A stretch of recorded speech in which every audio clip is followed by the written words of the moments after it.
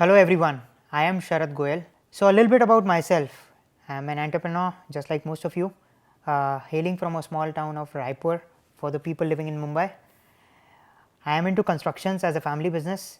I know, rough task, right? But I am also a tech entrepreneur. I know you might be thinking I am one of those hustlers doing one thing after the others. But just to let you know, I have 10 years of experience under my belt, have tried a lot of things. I think I have failed in a lot more. So, welcome to my podcast, Life Unscripted. So, let me introduce you to my dear friend, our first guest, Aditya Singh, who has also been on a very similar journey, but at the same time, 100% different journey of failure, successes, and those petty struggles which come every day, one after the other. While there's always the shinier side, there's also the darker side to it as well. But when it came into existence, COVID hit as well. And when everybody's business was shutting down, fortunately, by the blessing of God, digital was one place which was only taking up. Hire slow, fire fast. If it is not working, you are doing them a favor. What do you want to do? Do you just want to be in the pit full of shit, or do you actually want to come out of it? You need to provide enough value. Just because you are there in it or you know somebody, that does not entitle you to some kind of privileges. It's cross an 8-figure. And to start a business, the first thing is the capital kahan se aayega. You need to know where you started from, what are your roots, and more importantly, खुद का औकात क्या है.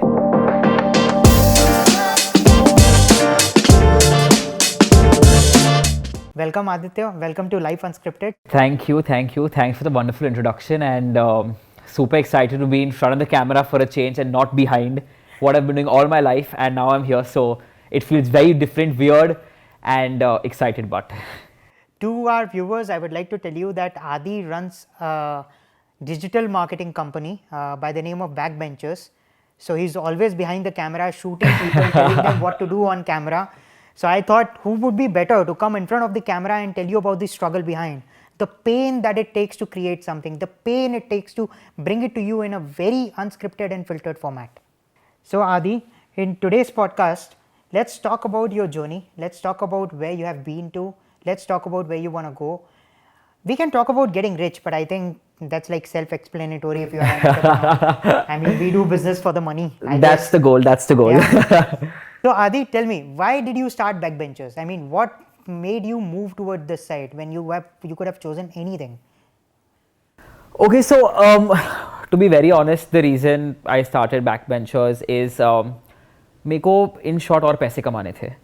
जितना मैं job में कमा रहा था back then, back in the day, it wasn't enough. I wanted to do more. I have always been entrepreneurial. I've always been the जुगाड़ू, the hustler. जब भी किसी को कुछ काम रहता था कैसे करना है, I used to always figure a way. तो I'm like, अगर सब किया ही है, let's try. क्या ही होएगा, fail होएंगे, but at least let's give it a shot.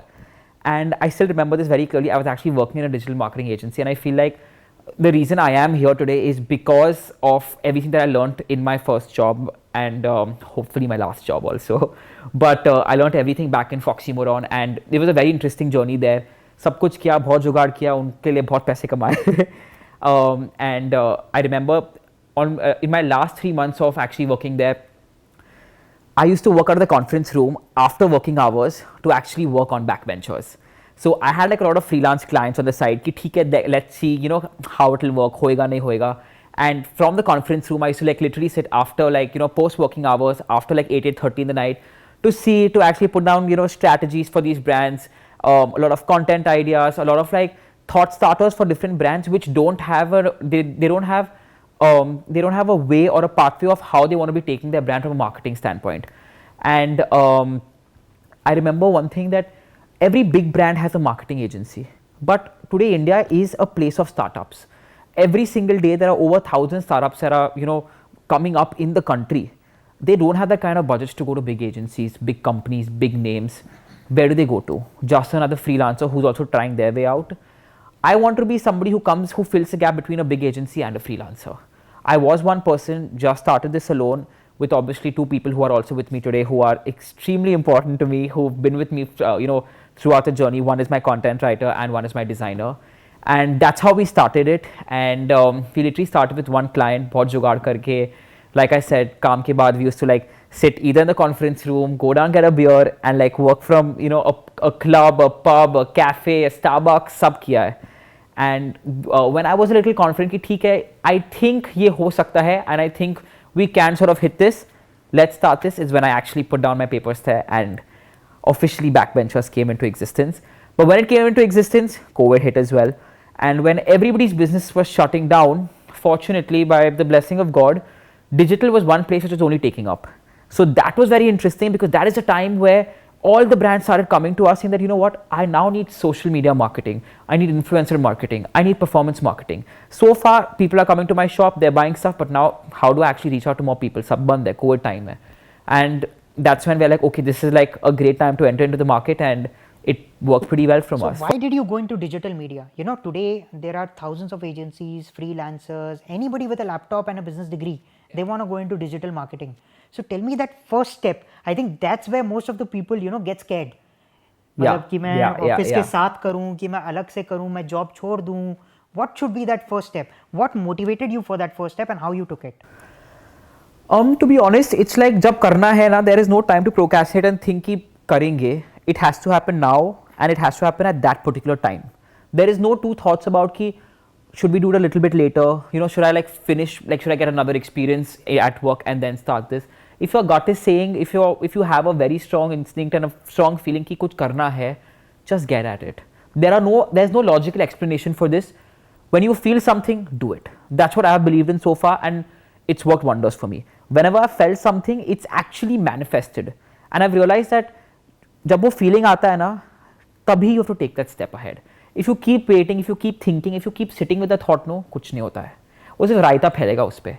What's the point? You have the thought, do it. What will happen, Maxim? नहीं चलेगा ना.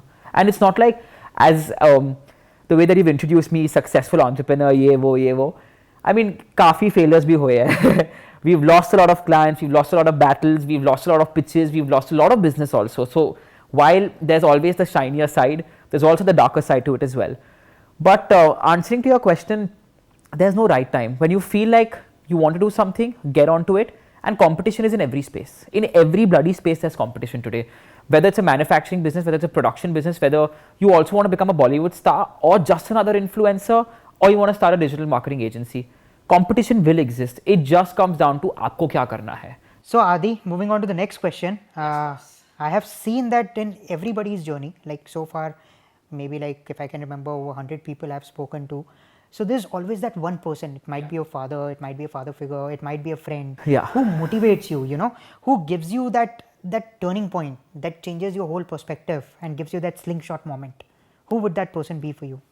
Been with me throughout, who started as a client today, is my brother and also my co-founder, would be Siddhant Bhargav. He literally came in, like, it's absolutely crazy because, you know, back then he was one of those popular kids. He used to be all over TV. This was during COVID time. I used to like, जब भी TV चालू करो उसके ads चलते रहते. वो Zoom TV चालू करो, he's making Sara Ali Khan workout. I'm like, कौन सा बंदा है ये?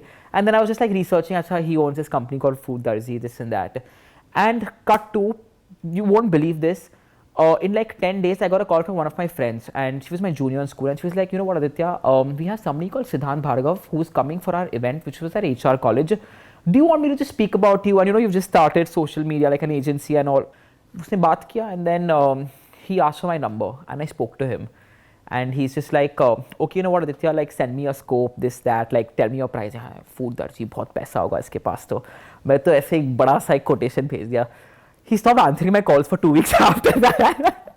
And I remember this still clearly because now he's my best friend, he's my co-founder. And I'm like, तू ऐसे क्यों किया? He's like, देखो तेरी औकात समझने के लिए I had to do this. And I still have this in my mind. I'm like, it's so true because sometimes you always feel like we are larger than what we actually think we are.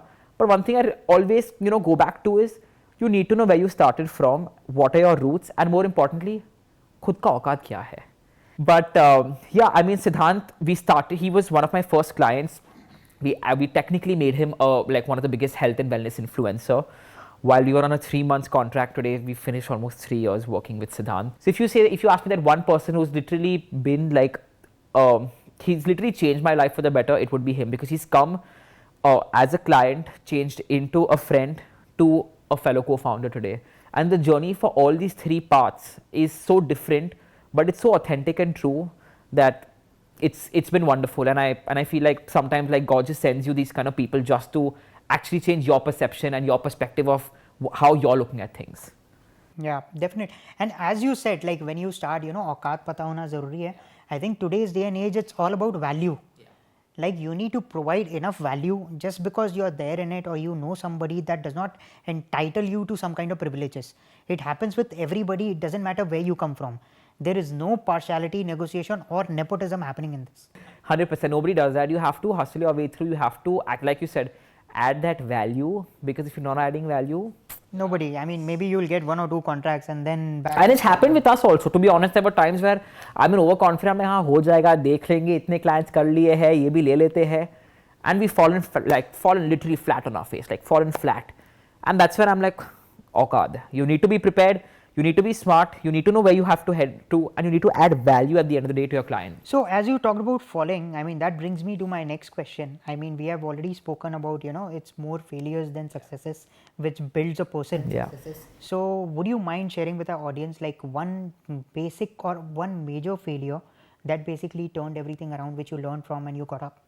It's not about like one failure or anything, Sharad, like that. Like nothing major as such, if I have to be very honest. But it's just about like sometimes so much happens in life, and you're just like, what do you want to do? Do you just want to be in the pit full of shit, or do you actually want to come out of it? And this does not equate to you being in when I say a pit full of shit, I don't mean like sab khatam ho gaya. It means what is your status at that particular point in time. Like when I was at my first job, I realized that I don't want to work with my dad, because the way he looks at business, the way I look at business is extremely different. Like if he says north, I say south. It's like that. And according to him, he's right. According to me, I'm right. So I realized wo option hai nahi. I realized, okay, I wouldn't mind continue doing a job, but also I want to sort of get my Marwadi blood out and actually do something in the business line. Let's see how it will work. But it was like a series of things that kept happening, which pushed me into a point where I'm like, I want to be up and running without any help and support of family. Now, when I say any help and support of family, is one thing that I made up my mind before starting anything was, मेरे को किसी से पैसे नहीं लेना है.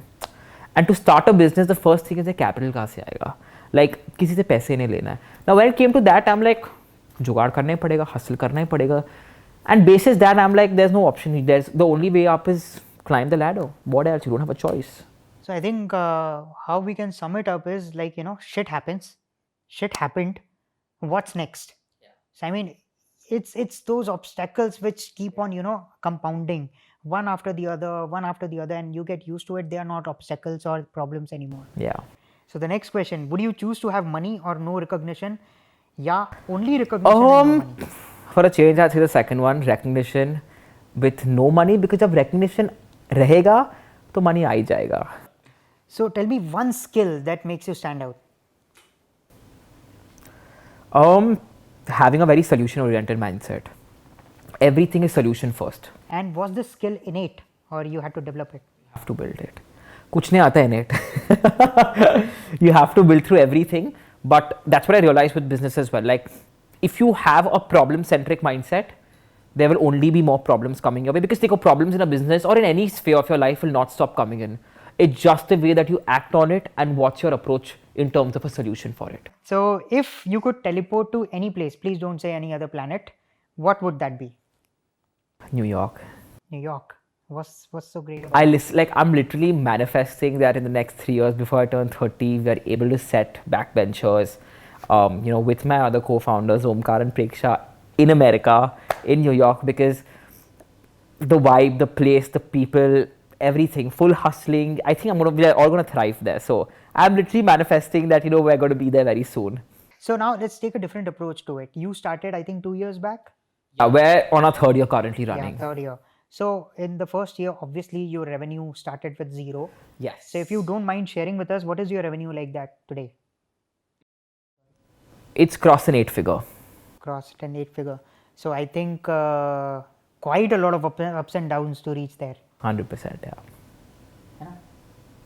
Yeah. Matlab there's, I remember our first client was paying us, our first project, we were paid about 7,500. And skip to, we just closed like a branding project recently for a client. And again, I'm just trying to like draw parallels here. We closed it for exactly 7,50,000. Okay, so So- that's like a Yeah, I'm just 100 like, time jump. and I'm just like, okay, you know what? Like, if you actually put in the effort, even I never thought I'll ever be able to achieve this. Like, honestly, I never thought कि इतना बड़ा team बनेगा. I'll have such like good colleagues, such good such good clients, such a good work environment. I never expected it to happen. Now let's really get to know what Aditya as a person is and the struggle he has been through and the successes he has achieved. So Adi, you have mentioned many a times in your conversation about the word jugaad. As in we Indians, we are fond of jugaad apparently. It has been a highlight of the media as well that the doom of India will be jugaad. I think I read it in some article. But it is so important. I mean, jugaad has been taken out of context. I feel that it is more of a problem solving thing which kicks in, Yeah, yeah. right? So how important a role does that play in an entrepreneur's journey? To be very honest, I think it's extremely important for you to be jugadu slash problem solving, like a mindset of, you know, solving problems first, because that's the only way forward. Today, when you're working with 10 people, 5 people, or even 2 people, everybody has a different mindset. To understand where the other person is coming from, to have a solution oriented mind frame is very, very important. The same goes with your clients, the same goes with everybody around. So doing jugaad, I feel like, is a no-go. It has to happen. It just comes down to in what way you're doing jugaad and at what level you're doing jugaad. At no point we're trying to, you know, popularize doing jugaad for the wrong things. Never. It's just about get your work out, but if you can get it out smartly, why not? जुगाड़ वही तो होता है, smartly काम करवाना. Situation, yeah. So win-win situation, smartly काम करवाना, that is जुगाड़. और क्या ही है? So there's nothing wrong as long as you're not hurting someone, as long as it's not, like you said, illegal. You're getting a workout. What's wrong?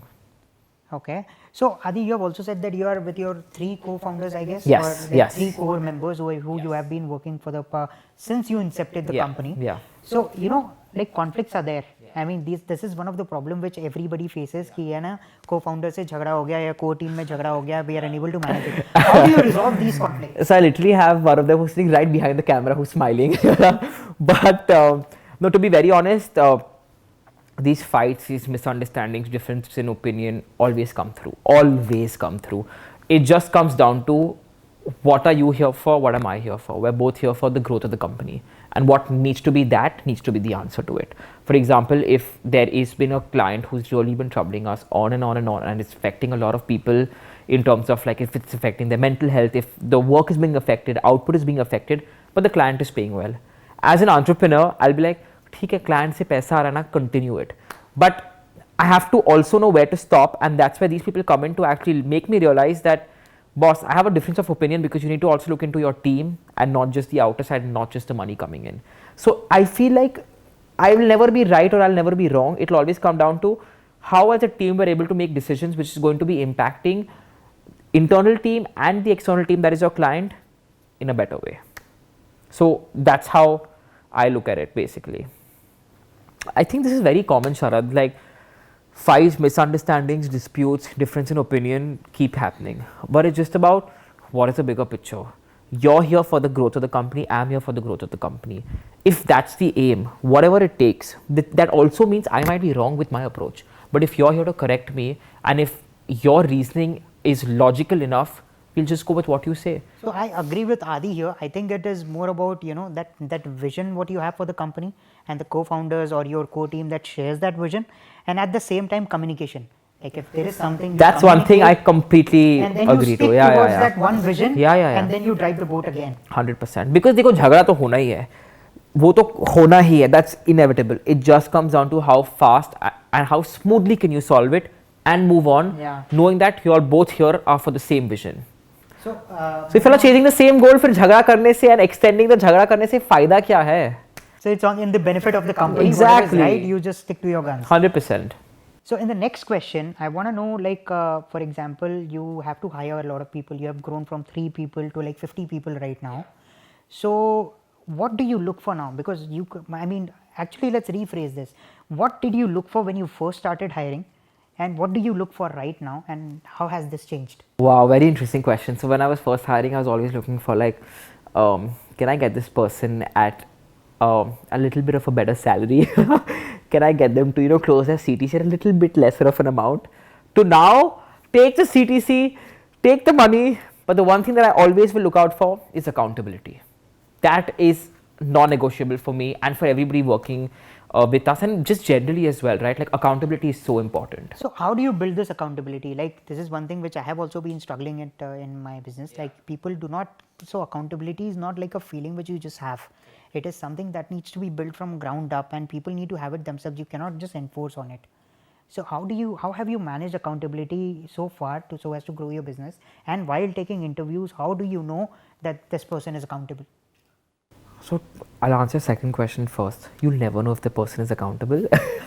To be very honest, It's a leap of faith. It's a leap of faith, but also it comes down to obviously the experience, the way that they conduct themselves, the problem-solving abilities that they have. But there is no direct proportional way to actually say that A is equal to B and it will work out because I'm able to test your accountability in an interview. So that's honestly not very possible. I wish there was a software to actually test that, because I think we'd all be up and running now then.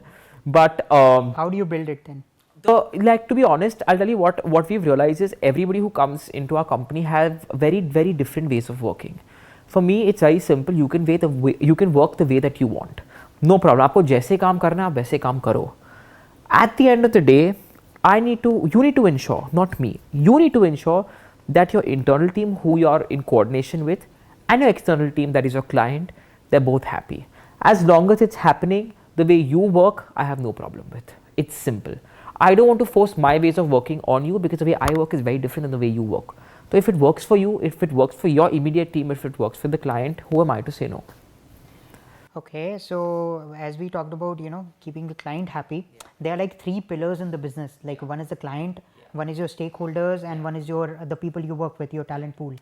So if you have to pick in the order and make sure that the number one person or the number one category is the most happiest, who would you pick? Who would you make the most happiest and then go in the same order? आप मेरे को फंसा रहे हो. I would say client. The reason I'll say client first is because it's very, very important that if your external stakeholders are happy, your internal stakeholders will also join the bandwagon of being happy. Because client खुश है, हम खुश है, like the talent pool is happy, we're all happy. So I feel like let's be honest, today the reason that we're sitting here, the reason that we've been able to make it to whatever that we've been able to make in life is because of the clients that we have. It starts with the client, but we are absolutely nothing without our team. Nothing. If you ever say, oh, backbenchers is yours. You just cannot balance both of them. No. But let me be honest, there is no picking here. There's no picking or anything. Wow, this feels like I'm in like Coffee with Karan ka last segment. It starts with the client, but you're nothing without your team. So you can have the best clients, but if you don't have the best team servicing them, क्या ही होएगा? कुछ नहीं हो पाएगा. So while clients will always, be on the high boat, the full surface level will always be the team. So yeah. So like for me, it's pretty straightforward. Since I do not have a lot of clients right now in my tech company, I am in the production phase. We are still building our product. But in my fair share of dealing with people over the past decade, I would say that first I would pick my employees.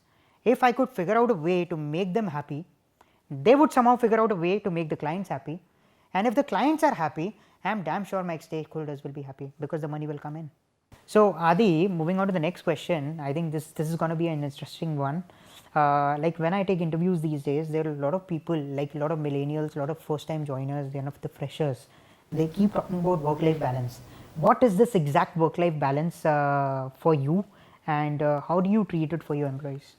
So for me, at a personal level, I'll be very honest, I don't have work-life balance at all. I'm either working or I'm balancing. But there is no life, to be honest.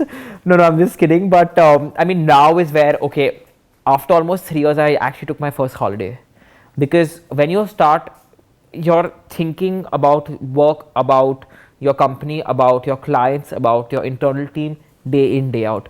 Whether it's in the middle of the night, I have honestly woken up in the middle of the night just thinking about, acha bhi kal kya karna hai, which is not healthy at all. But I'm just telling you, my unscripted actual life since I started Backbenchers, that I've never had a life like a work-life balance. If you honestly ask me, tha hi nahi, option nahi tha. I have to just work. The idea is basically first start working. And like you can life balance. Correct. Yeah. Work ke bina life ka balance. And I feel like everybody has their own individual, perspective to this. So like, in our organization, we have certain rules and regulations because I don't want anybody to go through what I've gone through in terms of like ठीक है, काम करते रहो 12 घंटे, 13 घंटे, don't take the weekends off, only take one holiday in 1 year. I don't want that. Everybody's journey is very, very different. Your journey is different, my journey is different. I chose to do this and I'm happy doing this, to be very honest. So ultimately it boils down to the passion. 100%. Like if you have passion for it, I mean, you won't feel like work, and then the work-life balance, I mean, it automatically balances itself. Yeah, 100%. And even then, I would like to add to this that if you're just starting, I would say that start working first, and then you find that balance. अगर करना है तो फिर छोड़ दो, खाना पीना सोना नहाना सब छोड़ दो तुम. You have to actually get into it. Like honestly, my first 1.5 years was so difficult, even though like monies were coming in, but to handling the team, to handling the clients, to traveling, to ensure that we're actually adding, like you said, value to the clients, that they don't leave. And it's a service industry. And then you gradually add on the life part to it. Like once you get the momentum going. Like now is where I feel like I can't even use the word comfortable, but I'm okay right now, even if I have to take another holiday, which also makes me feel at peace, because now we have a very, very strong team which comes with the mindset of ensuring that work happens. But when you talk about work-life balance, for everybody in our organization, we have strict timings, only between 11 to 7:30, nothing after that. Your weekends are off. I can't say weekends are off. We work every alternate Saturdays, but otherwise, like, we're flexible in terms of if you sometimes don't feel it. If you're feeling very overwhelmed, you don't want to come down to office, you just want to chill, you're not feeling creative enough, we tell them, take a break, take the day easy, no problem. It just comes down to how accountable and honest you are with us. If you are accountable and honest, we will 100% give out what we are supposed to give back as employers to you, to ensure that you've been taken care of completely. For me, when I'm running a startup, when things go down, I have no choice but to fix them and climb the ladder. But in your situation, and this is what I think, and I'm sure it's wrong to a point, but in a family-based business, because you already have so many people taking care of that particular business, when things go down and things go wrong, even for you, do you really have the urge to immediately like get up and take over the situation and fight it through and solve it and climb the ladder? या फिर कोई ना कोई है देखने के लिए? What's the difference in the mindset? I think like this, you have to look at it yourself. And the way it works is like, if I leave the family business completely and go towards pursuing the other things, the passion, basically, so it hinders the growth, because that inflow of money, which funds the startup and everything, that goes down. And at the same time, what happens is then you have nothing to fall back on. Everybody likes like a plan B or a plan C or a plan D. So family business is something that keeps me going. It is like I'm doing it daily. It is something which I have a good core competency on, which I have learned, which I have seen, which I have heard for a long time. So that gives me that comfort zone कि हाँ भाई ये ऐसे करना है, and that keeps me going, keeps the momentum in. And at the same time, now the passion kicks in. Yeah, this is not something which I want to do in the long run, maybe like 20 years down the line.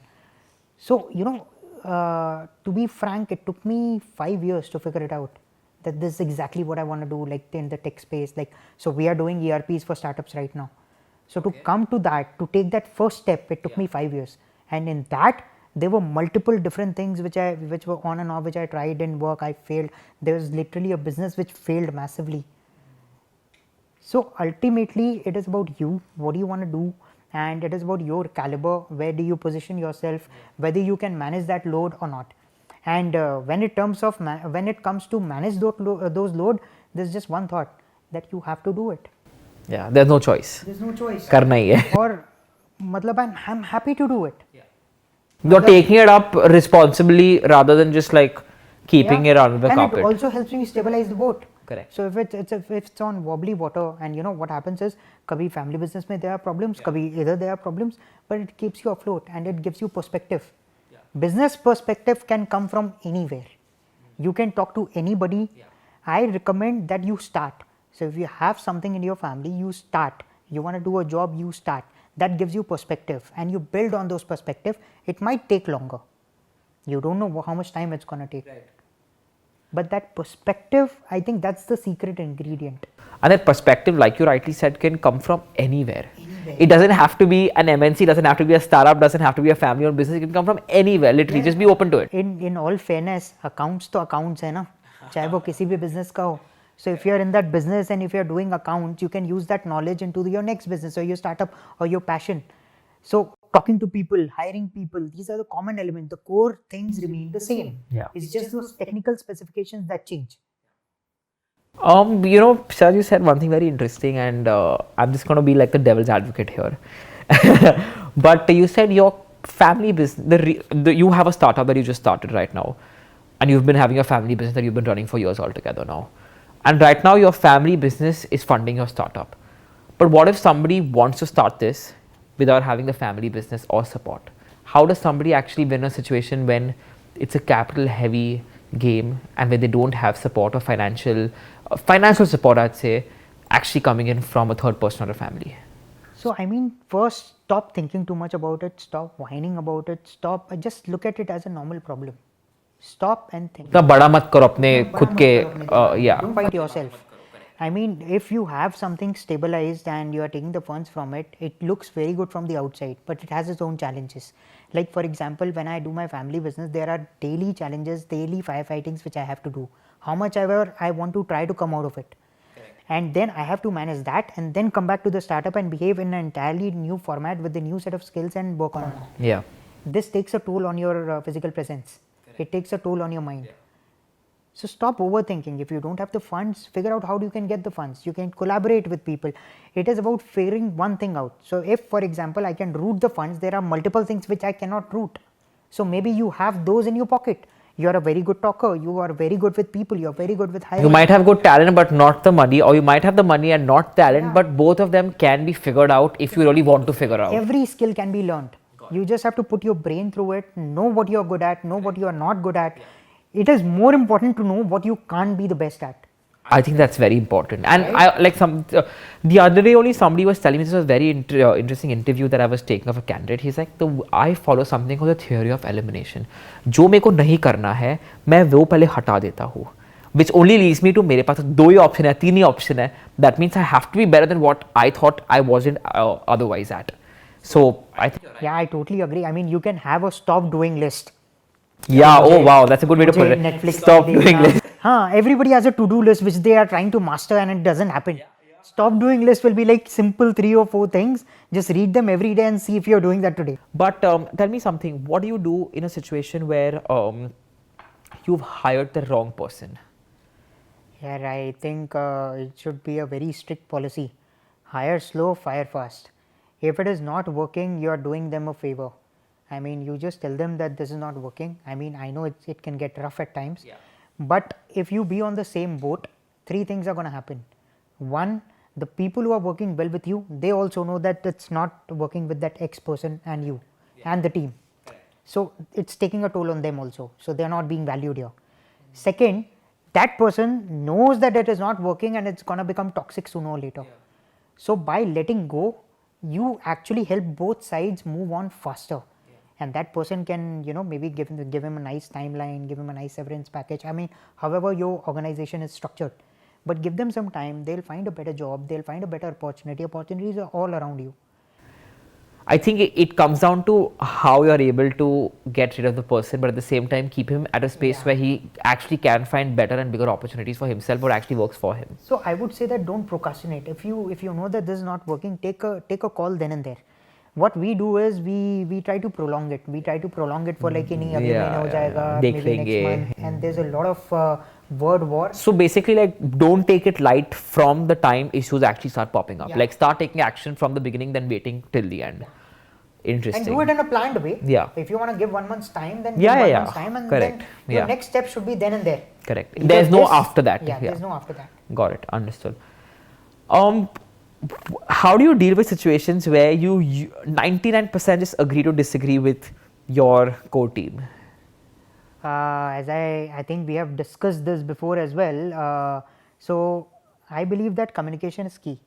So what I would do, what I actually do right now is like come out with your values, the core values your company is built on, the core values of the product you are building on, the core values of the client you are looking for, and the vision and mission of your company. And first check whether all of your core team members are aligned to the same vision, mission and the values. If that is there, that means a problem can easily be fixed with good communication. Maybe you want to lock those people up inside a room for like good 40-45 minutes and then take a 15-minute break.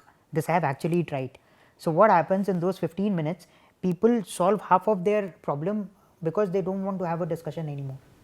So when they come back into the meeting, they are fresh. It's always with a solution-oriented mindset. It's with a solution. Got it. Nobody wants to. But I do like the jhagda, idea of yaar. like 45-15. 45 minutes, go out, argue, fight, and then 15 minutes just like, what do you think? That you take your time, I'm going to take my time. Yeah, 45 minutes mein Yeah. you're already exhausted. Na? Exhausted, correct. It's not like you're gonna get another firecracker or something Yeah. and come back Nahi hoega with bhai guns utna. blazing. Nice, interesting. It's a very good way of actually looking at it, like 45-15.